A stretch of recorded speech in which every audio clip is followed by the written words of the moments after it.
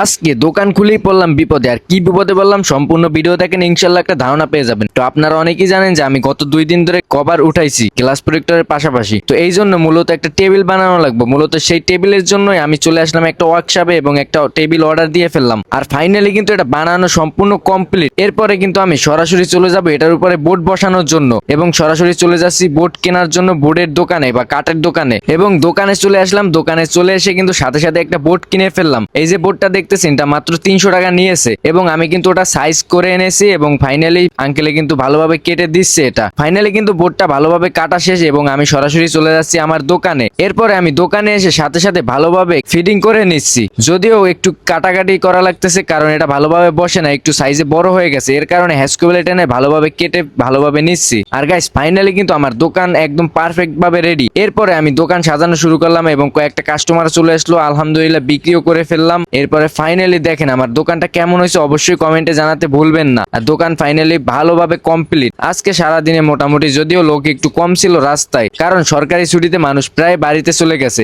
এরপরে আলহামদুলিল্লাহ এক এক করে মোটামুটি কয়েকটা কাস্টমার পেয়ে গেলাম আর সেলও হলো ভালো আলহামদুলিল্লাহ। তো আজ ভিডিওটা এই পর্যন্তই। ভিডিওটা ভালো লাগলে পেজটাকে ফলো দিয়ে আমাদের সাথেই থাকুন। আর ফাইনালি দোকান বন্ধ করে চলে যাচ্ছি বাসায়। সবাই ভালো থাকবেন, আল্লাহ হাফেজ।